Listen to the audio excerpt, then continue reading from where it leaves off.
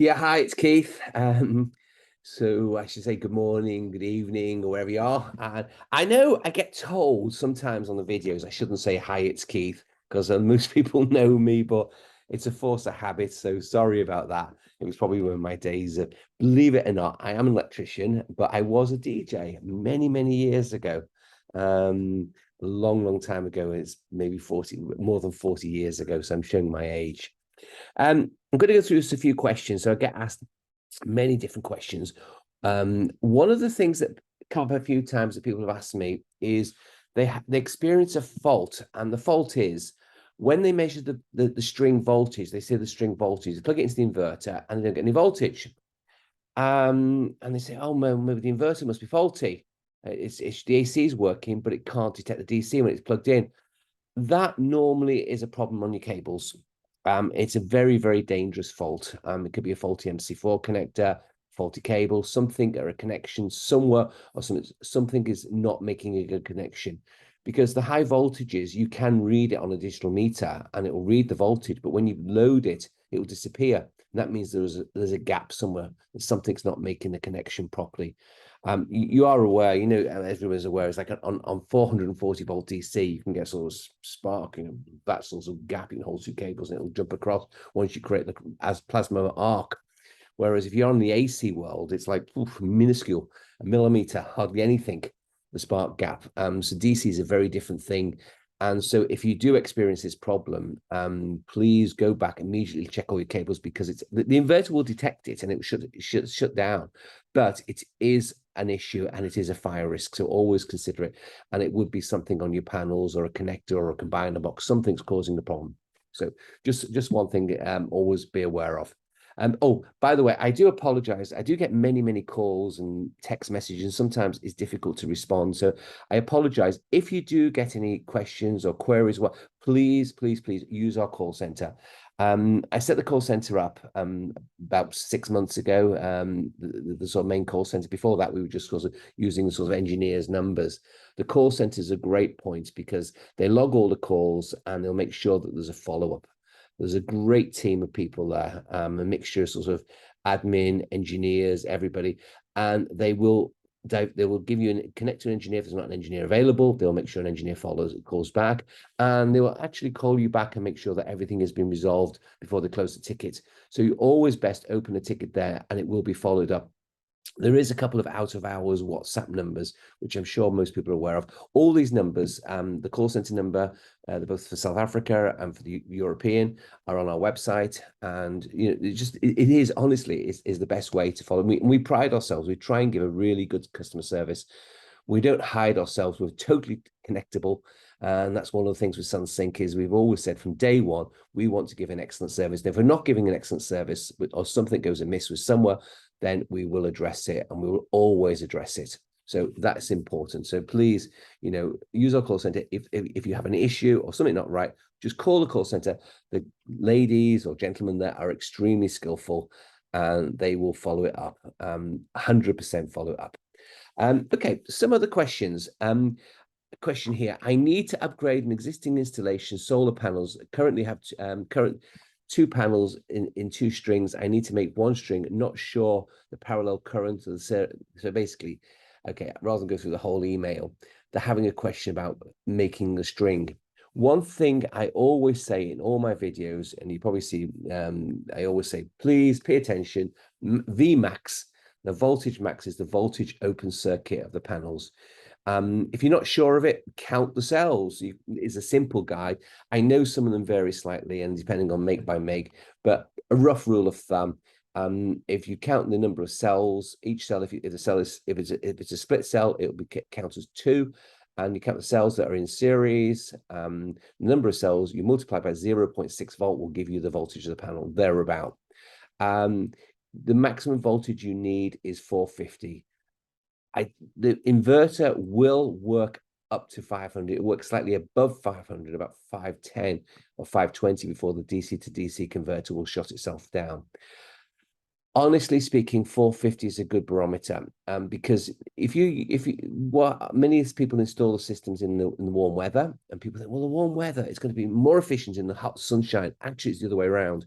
when you get hot sunshine, the silicon panels become slightly less efficient than when you get winter sun. When it's cold in the winter, they are more efficient, and the voltages can go up quite a bit. And there are formulas, you can check them on the internet, that will explain it. And if you also look at your panel manufacturer, they should quote you the voltage, the Vmax, or the voltage open circuit for the panel should be quoted against the temperature. It's very important because those voltages will vary.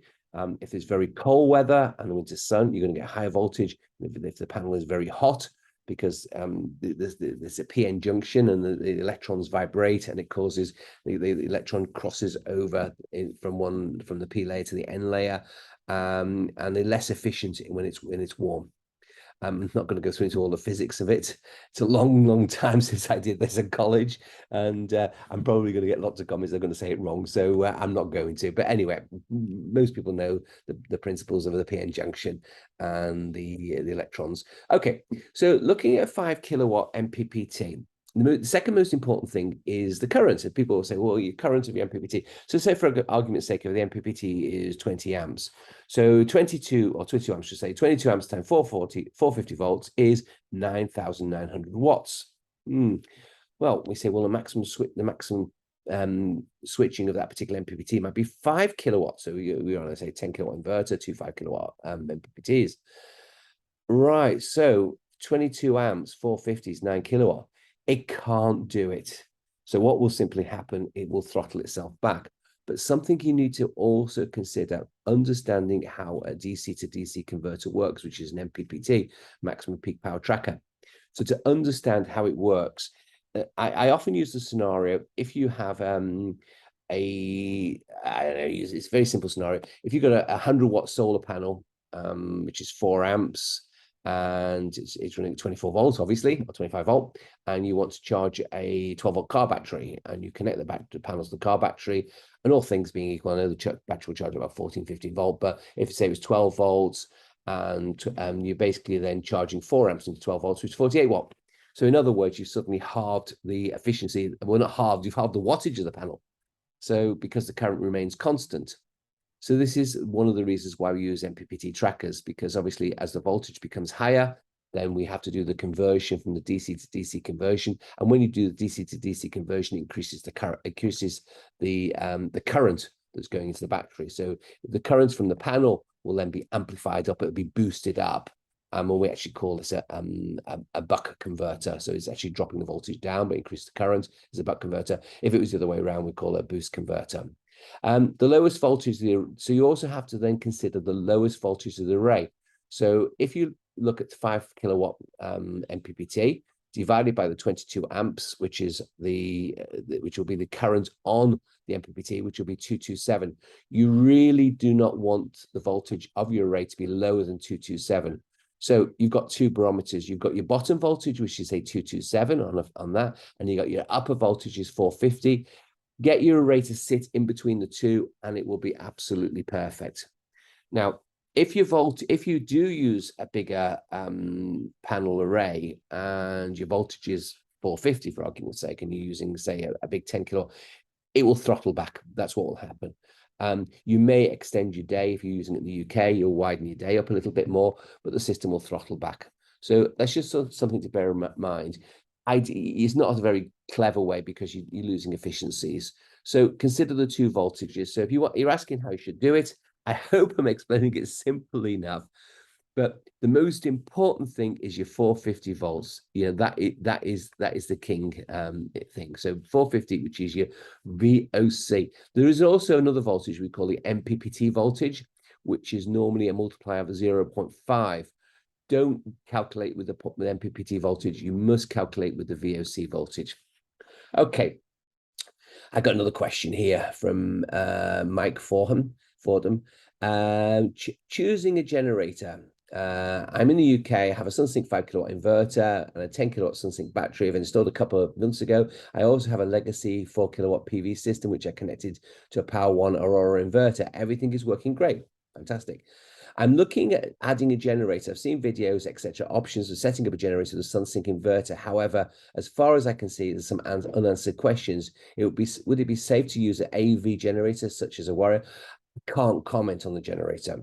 I can't. In fact, it's actually talking about the THD, which is the total harmonic distortion. One of the things it's actually requesting here is it safe to play with it? We use an inverter generator. Okay, normally I wouldn't recommend using an inverter generator with it. Plus, inverter generators tend to be the engine's running faster, and they use the inverter to actually stabilize it. And many of the inverter generators I've seen, the longevity of it, and I'm probably going to get myself bitten down and shot and everything else. But from what I've seen experience, using inverter generators are fantastic if you're going camping and using itself on its own. If you're using a bigger one, you're better off using a standard quality generator, a good quality generator. There's two ways to connect the generator. Now, if you've got no grid, you can connect the generator to the grid port, and by connecting to the grid port, you control the amount of power you want to draw from the generator. And that can be done. Don't forget to add the CT coil, because the last thing you want to do is have the inverter exporting back to the generator, and you're suddenly going to burn the motor out of the generator. So you're going to be very careful. But you can add the generator onto the grid port, and you can program the amount of power you pull from the generator. There are videos explaining. I'm not going to go through all that in detail now, because there's lots and lots of things explaining it. The other side of it, if you connect the generator onto the gen port, which is the auxiliary gen port, it will work. However, you have to be aware that when you connect there is less control. It's just a straightforward close of the relay. That relay will then divert the energy from the battery, from the inverter, and to the generator. And so the entire load is coming from the generator. In addition, some of the load will also be because our inverters are bidirectional, and some of the inverter will start to reverse, and some of that power will go back into the inverter. So if you've got a 5 kilowatt and you want to take the entire load, then you're probably going to have to go something like a 10 kVA generator. Otherwise, what's going to happen is if you're using a sort of a smaller generator in your load, the relay closes, generators go slow down, it's going to go out of frequency. And then the inverter will disconnect because it's out of frequency, and it's going to just cycle itself. You're just going to get this sort of hysteresis going on. So two ways, let's say you connect it through the auxiliary, make sure the generator is big enough, and also make sure the generator has a good ATS. The inverter will control it. So a simple way of checking it is if you've got two cables, you join the cables together, the ATS starts, the generator starts itself up, and it will run. There is a video online showing a generator, and when you open the contacts again, the ATS, the automatic transfer switch in the generator, will shut itself down. So you can do both. And he said the extra power would mean I can charge my batteries quickly and power cuts minimize time. Yeah, you can. The generator will charge your batteries, but there are two ways. So there's one where the inverter, because it depends on your load and how much power you're running. If you connect through the grid side and you've got, say, for example, your load is 5 kilowatt, you connect your generator on the grid side, then 3 kilowatt will be coming from the generator, but the other 2 kilowatt will be coming off your batteries. So it's not charging. If at that point if your load drops to 1 kilowatt, then the inverter will reverse and start taking the other 2 kilowatts off the generator to charge the battery. So it reverses. If you connect on the auxiliary, it will automatically charge the batteries. So the generator has to be powerful enough. I hope I've explained that. As far as particular makes of generators, I'm not an expert. I've had disasters with generators. I can honestly tell you, we recommended some generators in Hong Kong for some boats and a few years ago, and we were just trying to help, and it became an absolute disaster for us. And I remember, we brought them into Hong Kong, and we put them on the, people put them on the deck, and of course everything went wrong. Seawater, diesel generators don't mix. And I remember going on a boat, and I always say all the disasters, but I'm looking at this generator and I'm thinking, I'm not a diesel mechanic. I have not a clue on the engine what's gone wrong with this. And then somebody's asking me to have a look at it as a favor. And I thought, no, I give up. I'm not gonna, I'm an electrician, I'm a spark, electrical engineer. That's it. I'm not mechanical. So ask me about generators themselves. I have not a clue. All I can say is use a good quality generator that's got a long period between services. If you're going to, and as I said, many people use generators on boats, but please, for goodness sake, don't ask my advice, because I'm the world's worst one, and I can't even explain on a video. But I've had some absolute disasters with these anyway. Okay. My Android phone got updated with the data logger version 1.3. The app no longer works correctly on my phone, and it shows flow from the battery, whereas my inverter shows the flow from the inverter. The graphics on the power flow on the screen are not complete. I'm not. There's something I'm not aware of. I'm sure, and I'm reading this because obviously so we don't hide anything. It's something I'm not aware of. I've not had a single other person mention about it. It could be just the data. You do realize the data loggers refresh themselves. They're not continually. When you make a change on the data logger, it's real time. So if I make an adjustment, it's instant. It's real time. The figures coming back can be up to 30-second refresh. We're in the process now of moving our inverter. Sorry, moving our server. So our server, we're going to move it to a European server. I won't hide the fact we're going to go to a company called Ionis. I'm not sure if anybody's heard of it. Very, very expensive to move it across. I'm absolutely shocked at the cost, but we're moving it across, and hopefully we'll be able to increase our refresh rate from 30 seconds, which is really good. It's much better than many of our competitors, and we'll try and reduce it much lower. I'm not going to promise anything, but Joel, who is our IT guru, I know he's working on it with the guys. So this is something happening, and there are some other things that's coming on with the sort of the new server. So there's lots of things happening on that side of it. But we're just wanting to get faster service, and we thought safe, because we have our system is hosted. It is actually hosted on an American server at the moment, but it was moving to a European server.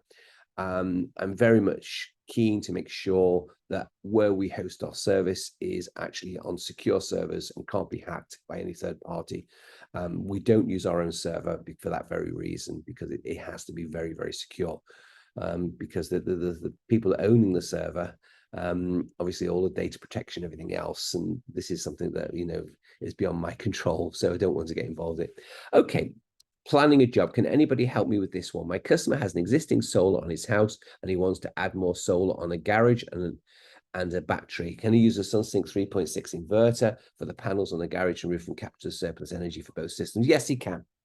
Yes, he can. Absolutely can. You couple your existing system into it, AC coupled. You select microinverter on the, and I'm going to do a change on this soon, but at the moment you select microinverter, and you basically make sure your CT coil, because that's very, very important. You still have to get the CT coil to the main incoming, because it has to know when the other system starts to export, this will import and it will control. One can be in the garage with the batteries and everything else. The rest of the system could be in the loft. It could be anywhere. It could be a microsystem. As long as your CT coil is connected to your main incoming power, can work perfectly. Not an absolute issue. Okay. SunSync inverter optimization settings. I have a SunSync hybrid inverter, a 512 kTel battery, and a 3.6 PV recently installed on my house. My question is optimizing the inverter settings to minimize the power from the grid with good summer days in the UK. Right. So basically, it's a very simple setting. We have two priorities. You prioritize your energy, first of all, to the house, and the balance goes to the battery, or you prioritize the battery first, and the balance goes to the house. So what does that mean? If the sun is shining and you've got energy coming in, you can use that energy if your house needs to use it. If the sun is shining and you prioritize the battery, all of that energy will go to the battery first, and you may still be importing power from the grid. So in the question there, you want to prioritize the solar to the house, and the balance of the power go to the battery. It's a very simple setting, and that will work exactly how you're requesting it. Of course, there are lots of settings on the controller, and again, without sitting and doing a sort of 1-hour lecture on using the programmer, but the programmer basically, we've got standard profiling now, and we'll put more and more up. So if you go onto our website, there are profiles that you can use, and setting the profile to what you need. But the very simple thing is, you just want to do one or two things. Don't set your battery level too low. So you have your sort of allow the battery to charge during the daytime load to reach a certain level. So don't have it right at the minimum 20%. You want it to have it like 50% or something like that during the daytime. During the nighttime, you can drop it down a bit. So basically, then it's fine. So, but all that means is if you have it 50%, is the battery will not discharge more than 50% during the daytime until after maybe 6 o'clock, and it can discharge more. But prioritize your power to what all I would suggest is in that particular case, prioritize energy to the load rather than to the battery. Okay, another guy, Andrew, is asking, what is the spec of the relay for the neutral earth bond? You just want to contact it. You want something nice and heavy. It's the same thing, because don't forget, if you're on an 8 kilowatt inverter, it's going to give you 40 amps. So you can push 40 amps through that relay. So you want something beefy. Normally you double it up. So I would just suggest, or what times it by 1.5 at the bare minimum. So if you're an 8 kilowatt inverter, you want a 60 amp contactor. Now most contactors are 3-phase. You need to use one of the phase, so you just use L1. You're not going to have to use them all, so you just use one of the contactors. You could possibly, if you sort of know your stuff, you could use one of the other contactors and wire it to a light bulb and show when the system is in earth or in islanding mode. You put like an indicator, which is quite a nice feature. I see some people do it. They put a little red bulb above the inverter, and so it's in islanding mode. It shows that the bulb is lit up, and it shows it's off grid. And then when it comes off grid, when it's working normal, the bulb goes out. You can use the other contactors on the contactor to do that if you want to. But simpler thing. And again, I've got videos showing about using that. So you just want to really, the relay has got to be meaty. You can't use that, and that's the reason we don't put it on the inverter, because it's very easily, if you have a short circuit, you're going to pop the thing. So you want something that's going to withstand that current. Can you clear a couple of technical questions? Can you clear up a technical question, please? Without storage, does the inverter where does the inverter self-consumption come from? Well, the inverter is a piece of electronics, and it does have some power it needs to run its own electronics. It's roughly about 30, 40 watts, depending on the model. Maybe as low as 20 watts to 40 watts, roughly around about that. It comes from the AC, it comes to the grid. You have to get the power from somewhere, and it will connect to the grid. Does the inverter shut down at night if there is no solar? But it's connected to the grid without batteries. Not normally. It's like any grid-tied inverter. If you're using without batteries, it works as a standard grid-tied inverter. Okay, most grid-tied inverters do have some consumption. They are connected to the grid. Without anything, the self-consumption is very, very low. But it will connect, and it will light up the LCD. But it is low. But you have to be aware. What is the inverter self-consumption? I do not see the data sheets in the forum. I see that some people mentioned 200. No, it's not 200 watts. It's absolutely not. If it was 200 watts, then the thing would be red hot when it's not doing anything. Because that would be like a 200 watt, putting like 450 watt incandescent light bulbs inside a metal cabinet, switching them on forever. Could you imagine the heat? No, it's absolutely nothing like that. The power has to go somewhere. It's like what you're using on a TV or whatever. It does use some power. So something's a bit later. If I connect to storage, does the inverter use the battery SOC for? Does the battery use or the battery voltage or SOC for control? So SOC is the state of charge, and I've got some other questions about that. If it's connected to the AC, it will, it depends where you program the inverter. If you're discharging it from the batteries, and of course, it's going to use the batteries. If you're connected to the AC and there's no batteries, it's going to use the AC. But it's fairly low in comparison, and if you actually do the math, and if you're putting a 5 kilowatt array up, and whatever you're going to generate, it depends if you're in the UK or in Southern Africa or Australia, whatever. But if you're sort of generating sort of 10 kilowatts a day, and your self-consumption is 500 watts, well, it's not even that. It's going to jump as to, it's like is very little over the whole day, over the whole 24 hour. It won't make any difference. You won't see it. It's so minimal in respect. It's a small percentage. If there's no way around, because all inverters, all pieces of electronics do have power, but our self-consumption is really, really low. So I wouldn't worry too much about it. The only time you would worry about it is if you've got no solar panels and no means to charge the batteries, and you're only just using the batteries, then self-consumption would become, you would then have to, I would probably recommend switch the batteries off and shut the whole thing down. So if you've got no solar panels and no AC and no nothing, and you want as an emergency power back, then I would consider doing it a different way, because the self-consumption will eventually discharge the batteries. And I've seen that happen. I've seen people do that, and the batteries go dead. So it's something not very clever. Can I utilize the SunSync dongle with a DAU inverter? I will be able to monitor control with the SunSync app. This is Mark Stevenson Rose's question. In theory, yes, we're sister companies and our architecture is very similar, but our operating system, our software is different. Yes and no. It won't fully function properly. Many of the functions might work or won't work. Some functions will work, some functions won't work. So you're better to use a SunSync, and that's why we don't encourage people to use the SunSync app with a non-SunSync product. It's designed for the SunSync operating system, and it all works together very nicely. So my recommendation is not really, if you got them there, you stick with the Solar Man. If you're with the SunSync, then the SunSync one, they're both okay. I'm not going to knock either. Of course, I'm a little bit biased because SunSync, and I think SunSync is the best app in the world. And we've got a lot of features, and people, and we're trying to do it better. We're constantly learning, and Joel, you probably mentioned a few times, you see him a few videos, works very, very hard with his team. But there's a lot going on. Okay. SunSync 5 kilowatt inverter and Trax Flux smart trainer. Since installing my SunSync 5 kilowatt inverter, my Trax Flux trainer has burned the motherboard. That's nothing to do with the inverter. That's somebody's questioning about a product. Consumer electronics in a house works if you've got lots of electronics and suddenly something pops or something, that's to do with your product itself. These things go under a lot of testing, like our equipment goes under a lot of testing.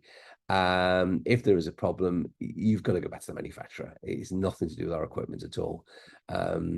If you it's not, and that's all I can say on the matter. We're AC coupled, and you'd have to take it up with the utility. The only time you can cause a problem is if you've got a lost neutral, and that's to do with your utility. And if you've got a lost neutral on your utility, then that's absolutely dangerous, because then you create an artificial neutral and your voltages could be wildly high or wildly low, because you're on a 3-phase, and we operated from phase to neutral, and the neutrals there, the star in the 3 phases, will create a neutral, and depending on your neighbor's loading and other people on that particular network will determine the voltage on your supply, and it is an extremely dangerous situation. And the inverters or any equipment connected to it should be shut down immediately if that happens. Hi, Keith. He was looking at my training video. I see there is no 3-phase input. Just wondering, why don't you use 3 kilowatt for charging as well? Well, that was on a particular video. We didn't have a 3-phase, so we could only use the single phase for charging the batteries, because 3-phase needs a 3-phase input. And we had a 3-phase, so we were actually converting a single phase supply into 3-phase. The 3-phase inverter can't charge because it would need 3-phase in. So you can't have 3-phase in, a single phase in and 3-phase out, because then the contactors you've only got 1 phase coming in, and it's going to bang. It won't work. It's impossible. So what we did do is on that particular video, we DC coupled 2 inverters. So basically the 3-phase was working just purely on DC only, and the single phase was working on the AC coupled, and we did it that way. And so the 3-phase was supplying a heat pump. And it worked really well. We could actually supply a 3-phase heat pump from a very small single phase supply. And if you watch the video, it's great learning, because we're actually on a location, and it's really, really good. Is there a specification of the distance in South Africa for the distance between the inverter battery and the basin and the bathroom? Is a specification in the distance from In South Africa, from the distance between the inverter and the battery and the basin for a bathroom is 600 from the bath. I'm struggling to understand the questions. Sorry, Mauritius. Um, okay, I'm reading the questions as I'm going out. I presume it's something to do with the distance to the batteries, but if you can resend me the email or just send it on the thing and I'll answer it. Okay, 5 kilowatt inverters. Can the batteries be upside down? Apologize for covering. I've just seen an 8 kilowatt inverter with the batteries installed. They're actually saying about they're not upside. We actually do now. We're now launching. We have our we're using with the KTEL cells, and we've also got in with a BYD manufactured cell. So we have two different versions. They're slightly different configuration. They're actually asking, said a power light battery system. What about power light battery system? Means do not place the batteries upside down. You can mount them upside down, of course, but you better keep it the stand because the location of where the BMS is and all the testing and everything else, it's much better to operate the way we recommend it. So that's my answer. If possible, please just try and stick with the instruction manual. The new batteries are very, very good. And I always say to people, battery inverters one thing. We know our inverters is a bidirectional inverter, but also batteries is another major thing. There are so many cheap batteries coming on the market. And I call them Okie Kokie 2000s, Okie Kokie 3000 cells. And these are companies that are not so experienced putting cells together using non-branded cells. You're going to pay a lot of money. If somebody's going to spend all that money on a system in that house, and I use in sterling because I don't really understand the rand currency, but if you're going to spend sort of in sterling 10 or 15,000 pounds, for goodness sake, put a quality battery in it. Make sure, because that battery is going to last you 20 years. You don't want something that's going to. I've seen batteries fail after 6 months or 3 months. And people say, I bought all these batteries and I got them cheap on Alibaba or wherever they bought it from. And they say, it's really cheap. I got them half price. And the guy, I put them in there, but they're not working or they're bubbling or they're doing something. The battery management system, the whole thing's got to work. Just be very, very careful with batteries. Always use a quality battery. And that's why I think on the MCS, they made a very good point. They put in different grades of installation, and the best is when you've got the battery manufacturer and the inverter manufacturer at the same company, and that means we know we've got full compatibility. There's no argument. Say, well, the battery said it's your fault, the inverter fault, the inverter company said it's the battery fault, vis-a-vis. So it's very, very important to make sure that I think the MCS has got it right, and I think that's a good point. And at least you've got one point to blame. Whether the other things are issues, there's still just one point to blame. So. I've just received my, this is from Greg McDavid. I've just received my new SunSync dongle, and I need to know if there's any special procedure for changing from a SolarMan version. No, just plug it in. Just simply plug it in and follow the setup procedure for the SunSync. That's it. Nothing so complicated. It's very, very simple. So, okay. Then I've got this next one is Christo. Inverter load questions. I have following technical questions. In the case where the demand exceeds the capacity of the inverter, the load is 10 kilowatt and the inverter is 8 kilowatt, split 50-50 and non-essential. Can I get the extra 2 kilowatt from the grid? Of course, if it is AC coupled, of course you can. That's the point, is AC coupled. The CT coil, so we always go on about our inverters, a bidirectional inverter. You don't put the whole power through everything. You split between essential and non-essential, and you basically I'll draw this out now. Inverter.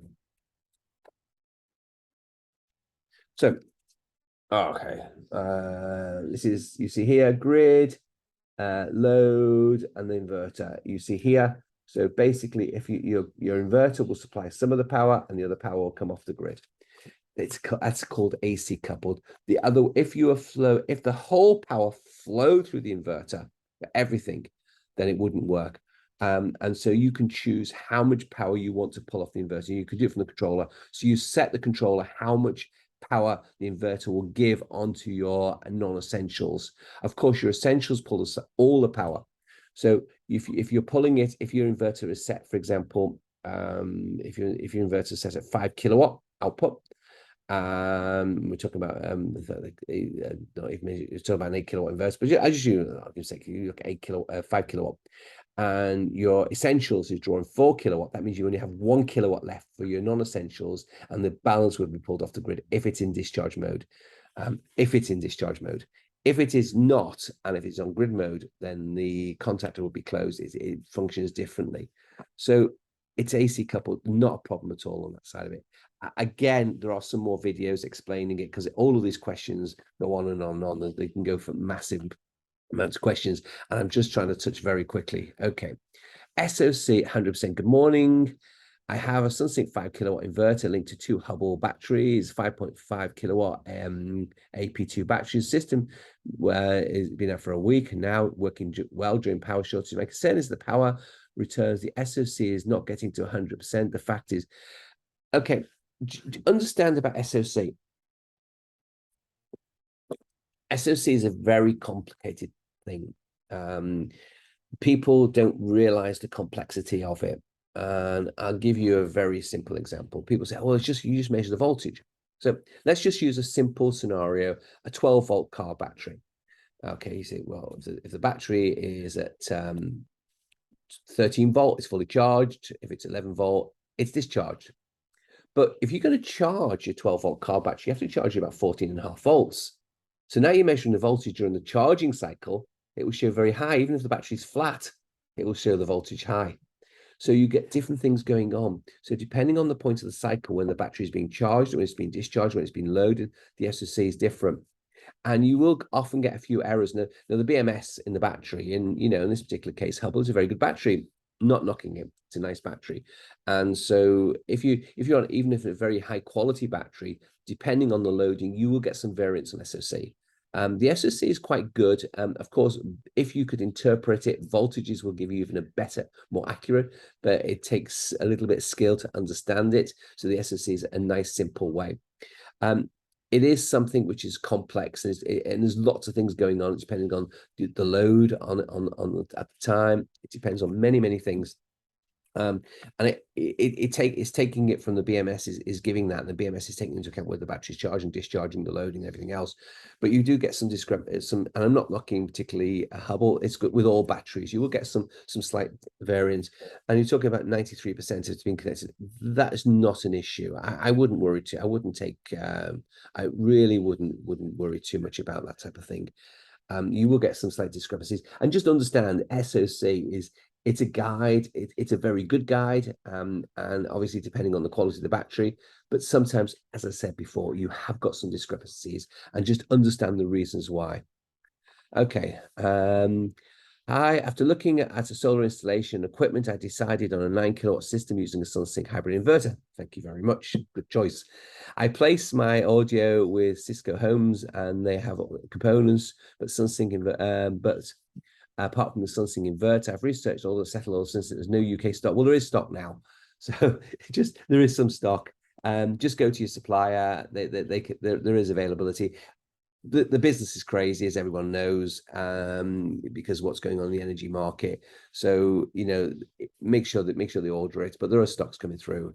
I'm sure, likes of Siegen or some of our other distributors have got stock in the UK. It is coming through. It has been problems. As fast as we're buying it, the thing's selling out.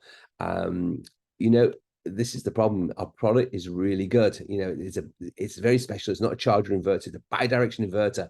And I have to sort of explain about all the things. But if we've got the product is good, and it will do more or less everything. And so I think somebody put a video up.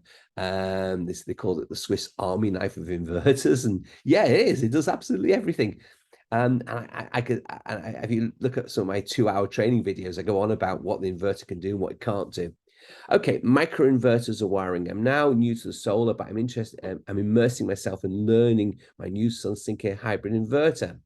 Well, we have That's why I put so many videos, because there's so much to learn. There is a lot to learn. We try to make it simple as possible, but there are things. I saw the video, something microinverters can be used to increase the load and carry. I have a 5 kilowatt microinverter and I want to run a 2.5 geyser off it. Right, you can connect a microinverter two ways. You can connect it into the auxiliary, but if you connect it into the auxiliary, you can only go to 50% of the inverter rating. So if you've got an 8/10 kilowatt inverter, you could probably go to absolute limit as a 5 kilowatt on the auxiliary connection. If you AC couple it, sky's the limit, doesn't matter. So there's two ways. The advantage, if you connect the micro to the auxiliary, it means that microinverter will operate when the inverter is running in islanding mode or on grid. So it'll create the environment for the microinverter to run in islanding mode. In other words, it'll boost up your power. It's quite a simple, cheap way of doing it. And also, if you connect on the grid, it will throttle back the it will frequency shift on the auxiliary, so it'll throttle back the inverter, the microinverter. It'll control the microinverter by frequency shifting, as it's expected to do. If you AC couple, it won't. And so basically, if there's no grid, micro is gone. If there is grid present, then the micro will export it. Let's say microinverter's got some grid limiting, export limiting, if you're allowed to have it, depending on what you're allowed to have. So you can wire it either way. You can wire it to the auxiliary, or you can wire it to the DC, to the AC coupled, depending on how you want to do it. And yeah, of course, it will operate. The micro will run your geyser. It's saying everyone to run a 2.5 geyser. It won't pick which items you're going to run it. You just connect your geyser to the system. For this particular application, I would probably, and it is a geyser, I would probably AC couple it rather and keep the auxiliary port for something else. So I probably AC couple it, because it doesn't matter. It's a non-essential, and if everything's all running and you've got grid there, you can divert the power straight to your geyser. And that can be done through the auxiliary. So switch it in and out if you wanted to. If the batteries are full, you can switch the power to the auxiliary, and you could AC couple it. So to repeat again, what I would probably recommend is AC couple a microinverter. That means you connect the microinverter to the same connection on the AC board. Use a CT code to limit the export, and then you can do lots of other things. So that's quite a nice way of doing it. And then that power can be used to charge the batteries or discharge the batteries. Another one, I'm having an issue with my three-phase tripping the earth leakage circuit breaker, and when changing from DC to AC. It's probably to do with I need to understand if you've got an earth bond connection. If you're using an earth bond connection, it may be to do with the speed of the contactor changeover. There is an update on the firmware on the three-phase. The single phase already got it. There is an update now just released for the three-phase that will give a slight delay. So basically, and that will prevent a tripping. It's caused because of the speed of the grounding relay, the earth bond relay, and the speed of the inverter and the speed of the RCD. The RCD is running faster than our relay is dropping out, and that's causing it to trip. It only happens on the return, not on the disconnect, it on the return. When it comes back from islanding back to AC, it's possible to happen, but there is an update on that. It's purely to, one of the reasons I did a video to do this changeover is because our inverter will convert from a class 2 to a class 1. It's very important. So if you're going to be using for non-essentials, you make sure that our inverter in fact becomes a class 1 product. That means your RCDs and everything all functions correctly. You also consider putting an earth rod or whatever is worth consider, because somebody said to me, if your AC coming in and somebody cut the entire power, then obviously you've got an earth coming into the house, but if somebody cut the whole power, then you're going to lose it. So you can use it. You should consider using an earth rod with the inverter, especially if you're using it on a UPS and you're using it for sort of essential loads, and that will function absolutely perfect. Most of the time it's not an issue, and if you've got cross bonding to pipes and stuff, but if you're on a really new house and all your pipes are plastic, hate the things. I do remember a long time ago, you got a white sort of a thing about, well, it's about the size of the end of the pen, and it's about 2 meters long, and you're trying to hammer it into the ground, and it's to make your earth bond, and some of my friends said, well, yeah, and then here's a water pipe for about 2 meters down. Yeah, not very clever, but that was them days. And most applications you don't need it if you've got cross bonding, and yeah, but you know, it's something to bear in mind, and there are requirements for it, especially on some of the newer houses. And if you're going to run the whole building on UPS, and you want to have a class 1 supply. System mode setting, please help. Can I get my head around the system mode setting? What I'm trying to achieve is to switch my house over to batteries at 9 p.m. Yeah, it's very easy. There are standard programs, and there are some videos. It is simple as what I'm trying to do is switch my house over on batteries from 9 p.m. to 9 a.m. and discharge into a minimum of 35%. For some reason, during those setting happens, the batteries were at 35% and low. Right. Okay, so something to bear in mind. If you have to make a decision if you're going to use your system for load shedding and protection, or you want to make money. If you're going to use your batteries and you're going to cycle your batteries, then absolutely you can use it the way it's described. If you want your unit to basically as a UPS and give you power, giving you power security, then are two different things. You have to decide that.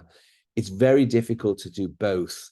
All I can suggest is make in that particular request, I would keep the batteries always at 100%, and the extra power that you're generating through the daytime, then use that power, but keep your batteries high. Because to me, if I've got load shedding, I always want the batteries full, and I want to have that sort of power security. That's what I would do. So I would set it. I wouldn't actually discharge the batteries at all, and only discharge the batteries when I've got load shedding. That's my own personal option. If you are going to take it and suddenly you get you're going to drop your batteries down, and suddenly you've got load shedding, and you're going to have no power, then your system's going to be useless to you. So just consider what you want to use it for. Okay, new SunSync BYD battery cells. 1C, or it's put question mark, or 0.5C, because somebody makes sure if the new SunSync battery is 0.5C or 1C, the maximum safety is. Okay, the batteries will run 1C. Absolutely 1C. However, I am a bit of an advocate of using 0.5C because longevity, you want the batteries to last you. You really, you got 6,000 cycle battery, you want it to last, you're going to spend all that money, you want it to last, you're going to 15, 20 years. And by that time, there'll be some new tech and something, I don't know, but we're not going to be here. But there's good, you want to have it for the sort of the long period. So basically, the batteries will run at 1C, but I personally, with all batteries, whether you're going to using a quality SunSync battery or an Okie 2000 battery, any lithium battery, I personally would run at 0.5C, because you really want to fully discharge or fully charge the batteries in an hour. So 0.5C gives you 2 hours, and I think that's a lot. That's already pushing the battery quite hard.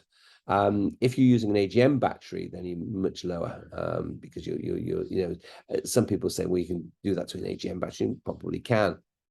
From my experience, you can't, but depending on the quality of the cell again. So I would say there are currently 3 different SunSync batteries being sold. No, there's 2 at the moment. There's we're doing it with 2 cells. We may well be offering a 3rd very soon, but different feature. But that will be something, I'm going to keep it quiet, but something very special. But there's something different. That's more for the UK market. It's not Southern African market. It's more for cold weather. So there's a few things we've got in the pipeline coming up very soon. So check your so basically somebody else coming up with the earth leakage tripping. Again, it's just the firmware version is also checking how it's wired. I've got a video to show how the best way to do it. So that's my questions I've gone through. I hope I've not bored you too silly. It's quite a longish one, but I'll try and do another questions and answers in a couple more days. I'm in Hong Kong at the moment. I'll be in our office, Hong Kong office, and be able to do some more videos very soon. So thank you very much for watching. And as I try to say, I get told not to, because I always forget to say, please subscribe. Just click the subscribe button, and that way you're going to get more videos. You know what's going on. So I hope it's been useful. I'm sure I'm going to get lots of comments and people saying I've said this wrong, said this wrong, said this wrong. This is all unrehearsed. Don't rehearse anything.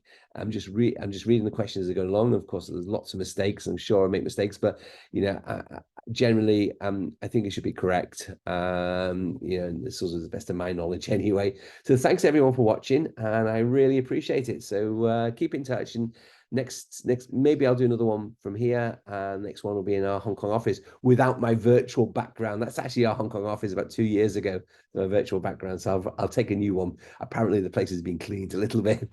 Thanks for watching. Bye.